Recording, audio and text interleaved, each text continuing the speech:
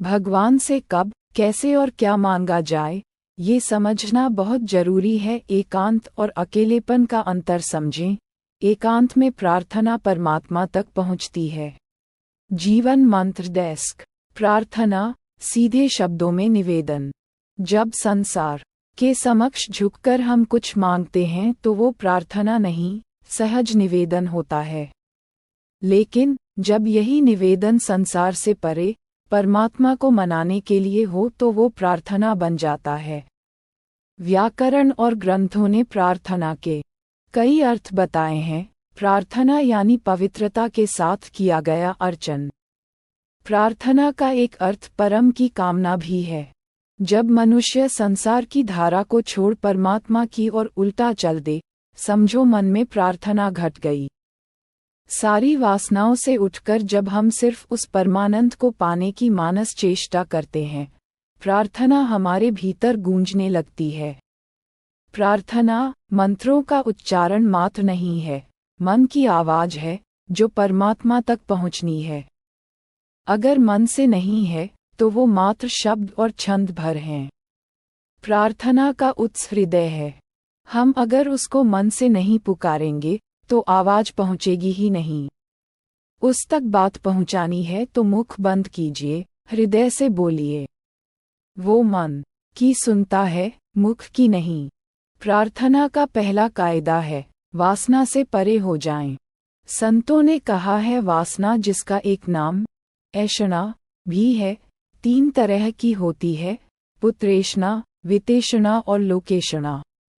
संतान की कामना, धन की कामना और ख्याति की कामना। जब मनुष्य इन सब से ऊपर उठकर सिर्फ परम तत्व को पाने के लिए परमात्मा के सामने खड़ा होता है, प्रार्थना तभी घटती है। उस परम को पाने की चाह हमारे भीतर गूंजते हर शब्द को मंत्र बना देती है। वहाँ मंत्र गौण हो जाते हैं, हर अक्षर मंत्र हो जाता है।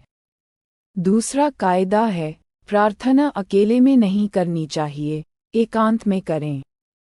जी हाँ, अकेलापन नहीं, एकांत हो। दोनों में बड़ा आध्यात्मिक अंतर है। अकेलापन अवसाद को जन्म देता है, क्योंकि इंसान संसार से तो विमुख हुआ है, लेकिन परमात्मा के सम्मुख नहीं गया। एकांत का अर्थ है आप बाहरी आवरण में अकेले हैं, लेकिन भीतर परमात्मा साथ है। संसार से वैराग और परमात्मा से अनुराग एकांत को जन्म देता है।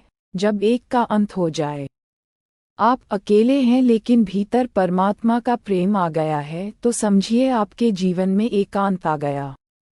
इसलिए अकेलेपन को पहले एकांत में बदलें, फिर प्रार्थना स्वतः जन्म लेगी।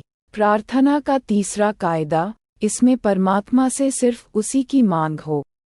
प्रार्थना सांसारिक सुखों के लिए मंदिरों में अर्जियां लगाने को नहीं कहते। जब परमात्मा से उसी को मांग लिया जाए, अपने जीवन में उसके पदार्पण की मांग हो, वो प्रार्थना है। इसलिए अगर आप प्रार्थना में सुख मांगते हैं तो सुख आएगा, लेकिन ईश्वर खुद को आपके जीवन में नहीं उतारेगा।